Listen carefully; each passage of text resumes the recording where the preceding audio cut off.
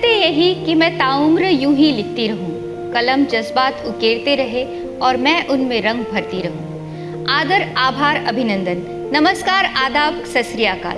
गीत के चौपाल में आप सभी का स्वागत है।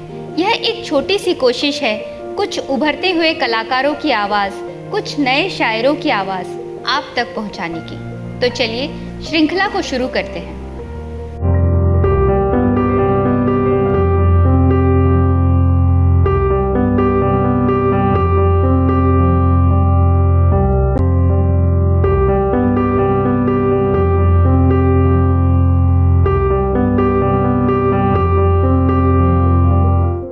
जीवन के 9 रस, श्रृंगार, वीर, विभत्स, करुण, रौद्र, भयानक, शांत, हास्य और अद्भुत। समय के साथ साथ इसमें भक्ति और वात्सल्य रस भी जोड़ दिया गया है। और आज के हमारे अतिथि की कविताओं ने इन सभी रसों को छुआ है। तो देखते हैं आज वे किन रसों से हमारे श्रोतागण को मंत्रमुग्ध करेंगे। तो मिलते हैं हमारे आज के अतिथि श्री अशोक डागा जी से। Thank you very much Gitanjali ji. ये बहुत अच्छा हुआ कि आपने ऐसा मंच तैयार किया है जहाँ पर लोग अपनी बातें कह सकते हैं।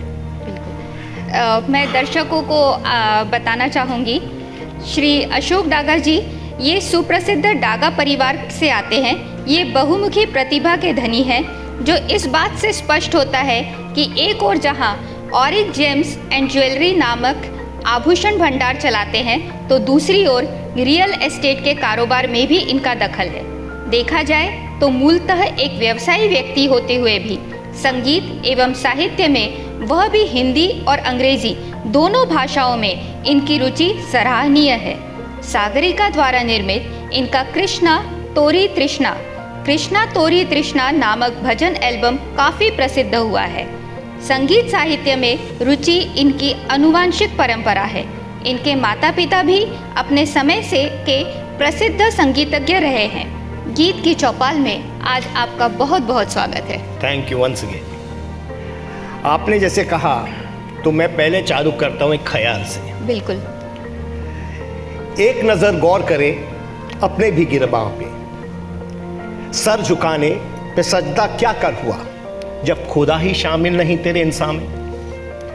जो फर्क कर रहे हैं मंदिर मस्जिद की दीवार में, उनसे कह दो जो फूल खिल रहे कब्रिस्तान में, वही नजर आते हैं शमशान में। राम रहीम का बोझ लिए फिर रहा जो तू कांधे पे, क्या शामिल तेरे आंखों में शर्म या काबिल पाक नजरों में तेरे कर्म।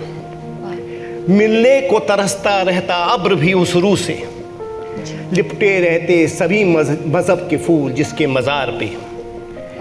खाक छान साथ दे चले फरिश्ते, वो पाक थे, शांत हुए जहां वहां फूल महक उठे गुलजार से।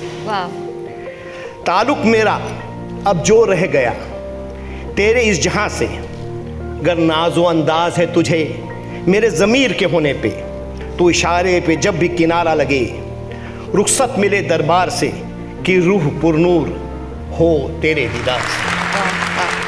ये ख्याल से मैं चालू करता हूँ और आपको लेके चल जाता हूँ सीधा बचपन पे।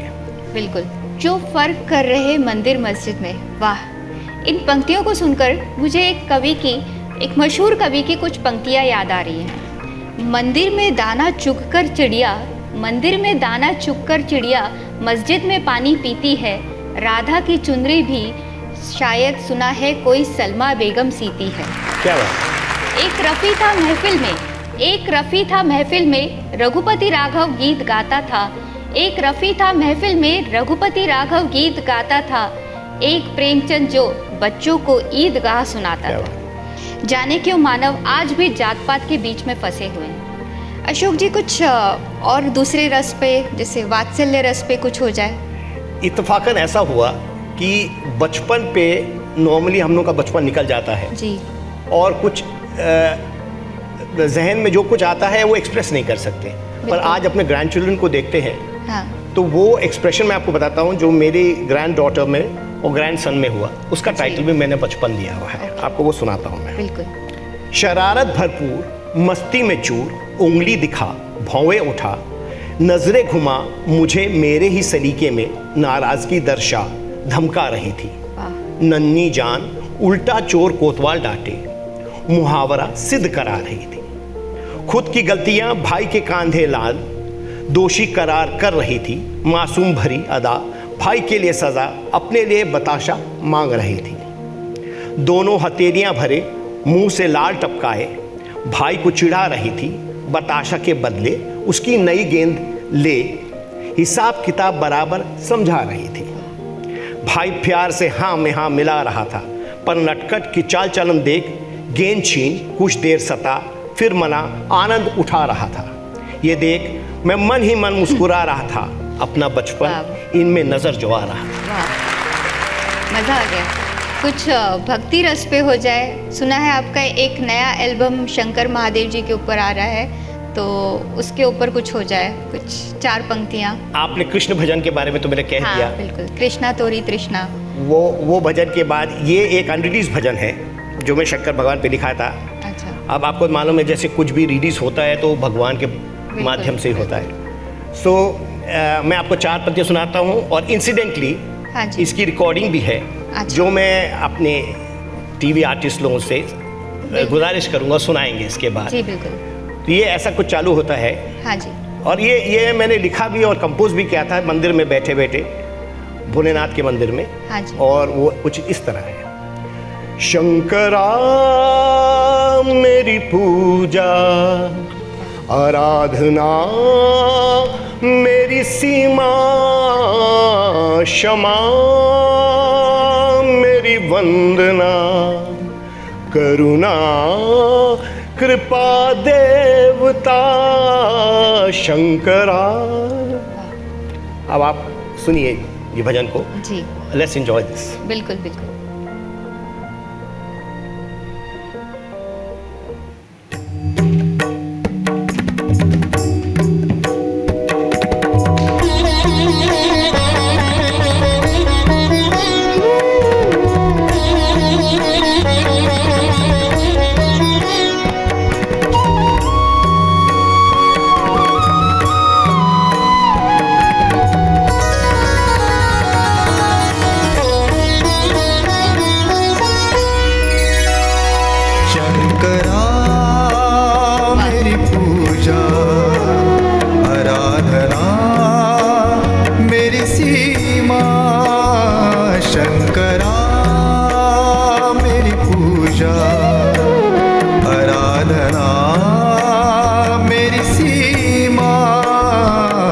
क्षमा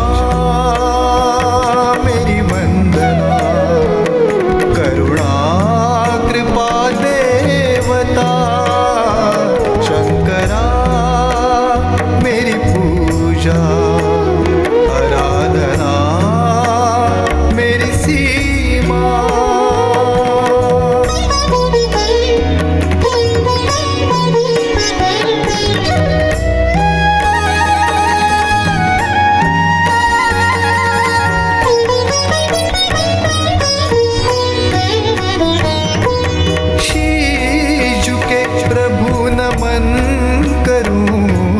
सेवा सुकर्म से अभिषेक करूं,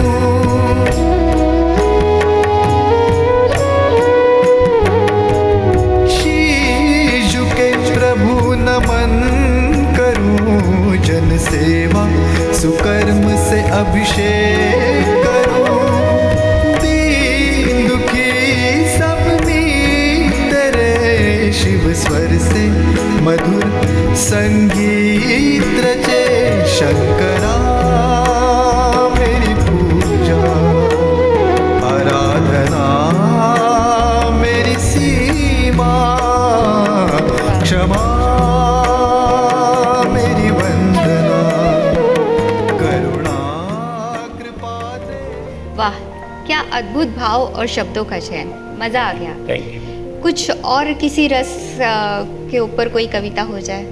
वेल सबसे अच्छा जो रस है, फेमस रस जो है प्यार, बिल्कुल प्रेम रस, उसके आपको सुनाता हूँ। दिल की धड़कनों को महफिल से छुपाना है लाजमी, सरगोशी करते हैं जो वो अक्सर बातें करते हैं अनकही। अच्छा हुआ आपकी नज़र ने जो कुछ कहा मेरी नज़रों से जाहिर ना हुआ। बढ़ती बेचैनी मैं के सर इल्ज़ाम होली। वाह। सुनिए, दीवारों से भी दिल की बातें न किया कीजिए। तारीफ़ बयां से कई आशिक हुए हैं दिल जले। बागवान से पता पूछ रहे फूलों की डलियां खरीद के। फिजाओं को भी हमराज न समझ लें, मुखबिर हैं ये मुरीद इश्क के। आमवत से चाहे जो कुछ भी कहिए, अजनबी की तरह रहती है अनजान ही। ना रुस्वा होने का डर, ना सहमी दीवानगी। वाह। एक बात जो आपकी कविताओं से उभर कर आती है, विविधता और सच्चाई जो रचयिता के अंदर कूट कूट के भरी है। मज़ा आ गया अशोक जी, बहुत मज़ा आया। Thank you very much. धन्यवाद आपका हमारी गीत की चौपाल में आने के लिए। अगले हफ्ते फिर रूबरू होंगे एक नए अतिथि के साथ एक नए विषय को लेकर। तब तक के लिए आज्ञा चाहूँगी मैं गीत उर्फ गीतांजलि, गीत की चौपाल से। देखते रहिए, शेयर कीजिए, सब्सक्राइब कीजिए गीत की चौपाल। धन्यवाद।